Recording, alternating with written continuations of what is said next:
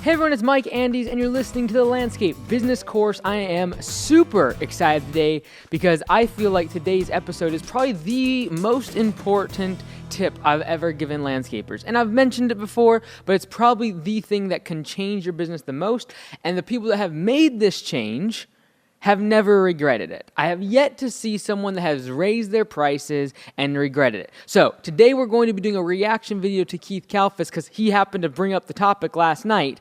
And I was like, hey, you know what? I'm not going to try to reinvent the wheel. We're just going to make a reaction video and integrate what I was already writing some notes down on. And I promise you that this is going to change your business. And I'm going to do an example, a kind of a scenario of two different weeks in a business, a landscape business, and show the difference between raising your prices and keeping them the same. It'll completely change your business, your profitability, and the relationship you have with your business, and you can afford customer service like Keith is going to talk about in his video. So let's go ahead and start his video, and then at the end, I am going to actually do a demonstration on this little here whiteboard about the difference between raising your prices and not, and show from a dollar standpoint how you can double, more than double your profitability. So let's go ahead and start. This is Keith Kalfas talking about his prices. Here we go. I got to get this off my chest. I got to share with you this crazy thing about prices. And if you are so frustrated, you're overwhelmed, you got a million things on your plate in your business to the point where it's squeezing out of the sides, this video is for you. What's up? My name is Keith Kalfas. It's like dark out and it's still 100 degrees out here, man. Very hot these days. So listen, I had this epiphany. I'm out in the field working like a couple years ago, and I was started slipping and providing crappy customer service to my clients. But hear me out. And I was like, I don't understand. You're trying your hardest. You're doing everything you can to get every customer on time, to communicate with them, to do phenomenal, beautiful, top-notch, high-quality work, and have speedy invoicing, speedy communication, do phenomenal work. So the problem with me was the pricing was too low, and if you can't afford to have a secretary on the phones or to have people helping you get the work done in a timely manner, and you're trying to do everything yourself, or maybe you and another guy or something, right? You will start providing lower quality service and lower quality communication because you're only one person, right? But the customers don't care. The customers don't care if your price is the highest or the lowest. They don't care if you're not making any money or you're living in a cardboard box and you go out of business next month. Well, they should care. Some of them do. But what I'm saying is it's not much of their concern of whether you go home and live in a cardboard box. That they want their stuff done. They want it done right. They want it done beautiful. They want it done in a timely manner. They expect great communication. And they'll be upset. And they'll complain about you, and they'll fire you and talk bad about you, and you will ruin your entire reputation. Will get ruined if you don't do all these things right. So this epiphany was, I couldn't get back to clients on time, and so much stuff was going on that I was cutting corners in communication and started to piss off clients.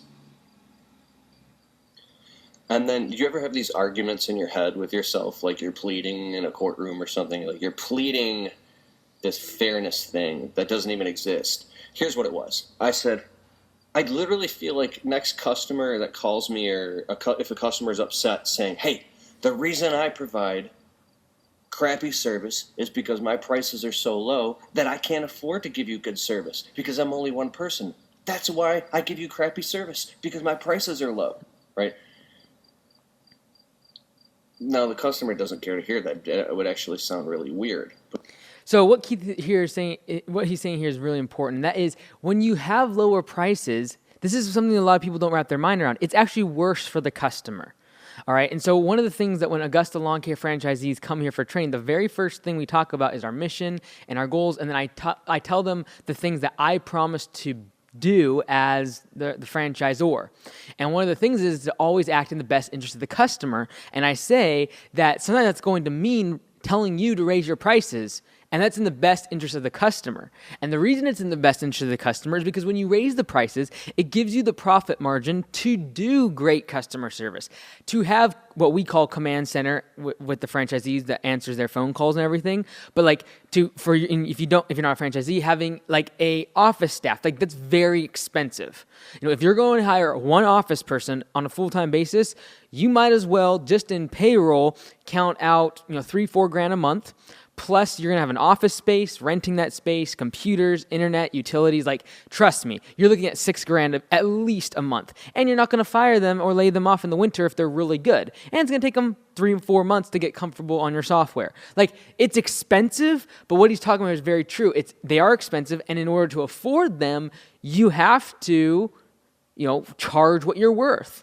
And so I'm really looking forward to the rest of this video and then showing you an actual example of what he's talking about here in numbers. But it's you just voicing out that if I charged higher prices, then I could afford to have somebody answer the phones or calling you, letting you know we'll be there on time, or that we're running late, or this happened, or. And then here's what is the problem? If you raise the price, then you lose the clients. So you're telling me that if I raise the price so I can afford to give you good service, you're going to fire me. I lose my clients. You lose your clients, right? But if you keep the price low so you can keep the client, you're going to give crappy service, and then you're going to ruin your reputation anyways, because they're going to give you negative reviews, they're going to talk bad about you and say that you give crappy service. So either way, you're screwed, right? So if either way you're screwed, the way I got it, I was so pressed against a corner because now it was hurting my own integrity, the very fabric of the identity of who you are. If you're a good man, a good woman, a good person, and you're providing crappy service, that's really gonna mess with your mind and your emotions, because that's not who you are. You are a person who has integrity. You are a person who's on time. You are a person who does great work and provides great service. And if you can't provide that because you literally can't afford to, you can literally go nuts. There are people in small business that go nuts. They have breakdowns because they're trying their hardest. No matter how hard they try, their clients are upset with them. They can't do it on time. Then now their family's upset with them because you're sacrificing your family to take care of your clients. But then if you take care of your family, you're not taking care of your clients. Then you're not taking your family. And then what do you do? Now you're taking care of your clients and your family, but you're not taking care of yourself, and then you get squeezed through the cracks, and then you have a breakdown, and then when you have a breakdown, who do you not take care of? You not only take care of you, now you don't take care of your clients, and you don't take care of your family, and now everybody hates you, including you, and you're sitting there twitching, having a fucking breakdown. This shit has happened to me. So that's when you raise your prices. But I believe you have to get to this point where you're like, I don't care if I lose my whole business. I don't care if I die. I don't care if everything falls apart. I'm raising my prices. Right? I've raised my prices every single year. And my prices are astronomical compared to what they used to be. And they're still not enough. If you really actually reverse engineered, here's an experiment. Say you're going to do someone's landscaping, mow their lawn, clean their windows, I don't know. And you go to do, it's like a $200 job. But you reverse engineer. If you have to make $100,000 a year, right, and you need this many employees, and they all got to be on work comp and payroll and unemployment and have insurance, you got to have an office and an office manager and marketing and pay all your taxes to make sure you still make, let's just say, $100,000 a year. I know this is silly, but listen. You go to charge the client $800 for something that would normally be $200. They go, $800? That's absurd. We go, what are you talking about? That's what I need to charge you to provide excellent service and do all these things and make sure I have a fully legitimate business, and so I can eventually afford to live in a nice house like you have, and so I can have this doesn't make sense mathematically and logarithmically, I'm just saying it, but like, you can go through all these different arguments and scenarios in your head where you think to the client, oh, so you're the only person who's allowed to live in a nice house and drive nice cars and afford to put your kids through college. And So real quick, I'll say this. Florida Turf Pros had a really good video on this yesterday as well about when customers cancel simply due to the fact that they are concerned by the fact that you get the job done so fast. Like you get in 10 minutes, you do a $50 job, and they actually cancel. And someone had said to him that you make more money per hour than I do. Because they were a nurse. And so this kind of comes back to this fact and this idea of raising your prices and charging what you're worth. Have the best health insurance and all these things. So you're saying I'm not allowed to have that stuff? Is that what you're saying right now? That's not what they're saying. But what I'm saying, however different many roadmaps or mazes you have to go in through your head to finally come to the conclusion that, oh, this is what I got to charge, right? Chances are you're just going to lose your whole business because... So that one got cut off short, and I don't know if he accidentally bumped his phone or something like that, but let's go ahead and go to full screen, and I want to show you now a demonstration of really what raising your prices, why it's so important, okay? So I'm going to take 2 different job weeks, and we're going to assume that you have 4 employees. So job week number 1, so I'm going to try to write on here so you can see. So job week number 1. All right, so we have 2 different weeks. The first week is going to be with the same old prices, and then on the back here we're going to do job week 2. And I promise you, after you see this example, you will raise your prices. I have yet to see someone who raises their prices in our industry and like regretted it and be like, oh man, all my customers left me and I can't get any jobs. Like, if you're reasonable with your price increase, I promise you, this is one of the best things you can do. Your price is your biggest lever in your business. And what I mean by lever is that when you change one thing in the business, it can have a big impact, a lever. In other words, like a lever, here, I'll actually explain like from a mechanical standpoint, try to explain here. You have a fulcrum on a lever. So say, for example, this is like the centerpiece, right? And if I have right here, the centerpiece is like an inch away from the board, right? Well, if I push this end of the board down by only about an inch, it changes this side of the board by like 4 inches. All right? Now, to reduce the impact of this lever, I would go maybe here, which means if I increase or push this one down an inch, it only increases this side by like an inch, inch and a half. So it's not a very big lever. And this would be the lever in that point. Changing this by an inch, if it only affects this side a little bit, it's not that much of a lever. But if it's way over here and I move this down an inch and it brings it up 5 or 6 inches, that's a big lever. All right? Price is the biggest lever in your business. In other words, changing it a little bit dramatically affects your profitability. All right, back to this, because I don't know if, hopefully I didn't lose you there. All right, job week number 1. We're going to assume a few things, all right? And we have to do assumptions to make sure that we're not here for the next 24 hours. All right, we're going to assume that an employee can do one job in one day. So I'm simplifying this. You could assume that these are all like, say, property cleanups or leaf cleanups. Just to say, for example, these are all leaf cleanups. And that's just actually a really good example as we head into the fall, if you do leaf cleanups. Okay, so I want to make sure you can actually see what I'm doing here. So I'm going to move over just a tad and show you here. So job week number 1, we're going to assume that an employee does one job per day, and they work for 5 days. And they work 8 hours each day. All right, so let's just assume 5 days at 8 hours each day, and we are charging, let's charge them $50 per hour. So we're charging the customer $50 per hour. We are working 5 days at 8 hours with 4 employees, okay? So over the course of all of that time, we got 5 days, 8 hours each at 50 hours for 4 employees. What that comes out to in revenue, if you do the numbers, you got 8 hours, you multiply that by 50, that's 400, and then you multiply 400 by 5, that is $2,000, all right?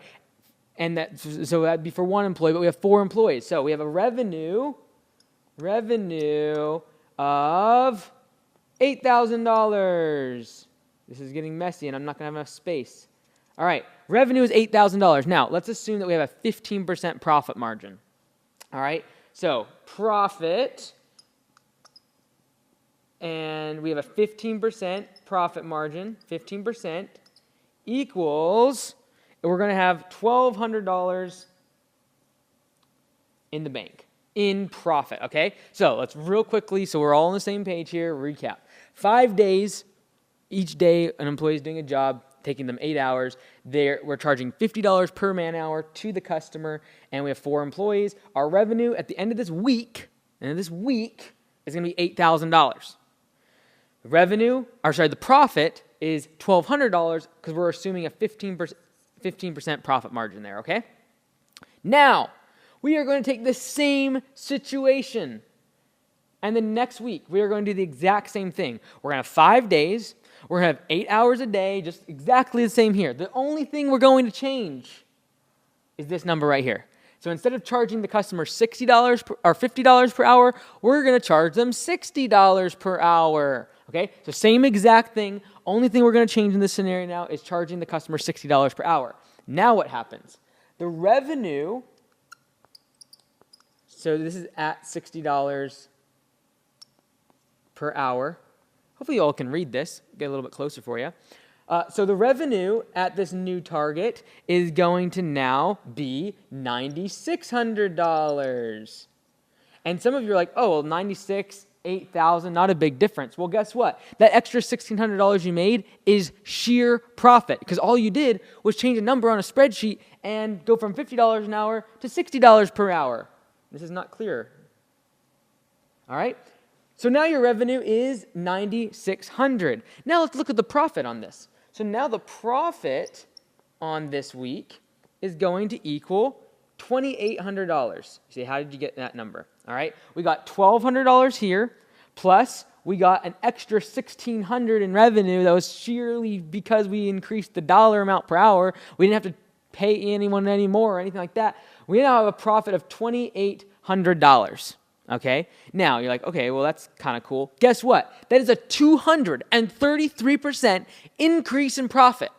Going from $1,200 in profit to $2,800 in profit is 233%. You got to understand how important this is. All right, so now the profit percentage, as a percentage now, we're looking at 29.2%. So literally more than double what we made in profit. We more than doubled our profit by simply changing our hourly rate from $50 per hour to $60 per hour. And trust me, the numbers get bigger and bigger the more employees you get, the more jobs you do, the more hours you work per day. But that's all we're changing is the dollar per hour amount. Okay? Now, I want to address something that Keith talks about here, and that is charging for customer service. So one of the things that a lot of us struggle with is having that office person or having an estimator as your business grows and the numbers get even bigger than this. As your numbers begin to grow and the business grows and you need an estimator out in the field. But guess what? The estimator is sheer overhead. They don't, it's like, man, I don't know if I can afford them. I'm going to have to do this the rest of my life. Or I'm going to have to do the office work the rest of my life. I'm going to have to do calls the rest of my life and emails. All right, well, what if we did this? What if we added an estimate fee for every single job? In other words, every single estimate that we put out, in the back end of the estimate, we charged $40 as an e-fee. That's what we call it at Augusta. It stands for estimate fee. If we charged an e-fee of $40 per job, now remember, we're doing 5 days. We're assuming that each employee is doing one job per day. Hopefully you all can see this, sorry. We're assuming one job per day per employee. What that works out to be at 4 jobs a day, because you got 4 employees, and 5 days a week, that's 20 jobs per week. So you times 20 jobs per week times 40, so 40 jobs times $40 for an e-fee is going to net, wait, I did something wrong here. I did 20, my bad. I did a mistake here. Hold the horses. We got 4 jobs per day. Awesome. We multiply that by 5. Got it. Okay, so we messed this up. Michael messed this up. Shame on him. Okay, so We got 4 jobs per day. We timed it by 5. That's 20 jobs. And you multiply that by $40 is going to get us 20 jobs in a week times 40. Got it. All right, $800. We just increased our profitability by, if we go from $2,800 in profit, we add another $800 in profit because an e-fee is it's tacked on. A lot of you ask, well, where do you put the e-fee? Do you charge before the customer calls? No. In this scenario, we're assuming that the jobs that are won have all been charged a $40 per estimate e-fee. All right, so we got 20 jobs in the week. We're going to charge $40 of an e-fee. That's going to add $800, which now our profit goes to $3,600, which, by the way, just happens to be 3 times what our profit was here. Literally, we tripled our profit from $1,200 per week to $3,600 per week simply by doing 2 things. Charging $60 an hour instead of $50, and charging a $40 per estimate fee. Now, that estimate fee, that $800, as you begin to grow, that number begins to grow with the number of jobs that you sell, and that is what ends up paying for an office person or an estimator, and they actually begin to be a revenue source for the business instead of an overhead expense. So, do I think you should do this tomorrow? No, maybe not. But definitely this is where you need to realize that this is the lever. The biggest lever in your business is going to be price. If you increase your hourly rate, just the $50 to $60, going from $50 to $60, I can almost guarantee you will not see a dramatic decrease in your accepted estimates. Just can almost guarantee it. As long as you provide value and all the things that Keith was talking about, a great website, you very quickly get the estimate back to the customer. That's really, really big, and that's made possible by having someone in the office many times or having someone to answer the phones. Those are all value adds that allow you to charge the extra monies, okay? So even if you say, okay, well, I can't do all of this stuff because I don't have someone in the office to get estimates to my customer fast and answer the phones. Well, could you afford it if you went from $1,200 a week in profit to $3,600 a week in profit? All of a sudden, that's over $8,000 a month in profit simply by raising your prices. I promise you, for $8,000 a month, you can afford someone to answer your phone calls. You can afford someone to do estimates for you as your business grows. So these are the numbers to what Keith was talking about. Also, check out Florida Turf Pros, also had a great video on pricing. I promise you, if you raise your prices, you will not regret it. It will dramatically increase your profitability. It'll give you flexibility to spend money on greater customer service, getting a better website on lawncarewebdesign.com, and getting an office person down the road. And trust me, when you have 20 employees, these numbers get really, really juicy. We just recently raised our prices for the first time in a couple years at our local office, where we went from we raised our prices $10 per man hour, and we also increased by our lawn mowing customers. We increased the bottom 35% of our customers. We increased their prices. Makes me a very happy man. You've been listening to Mike Andes on the Landscape Business Course. We'll see you next time.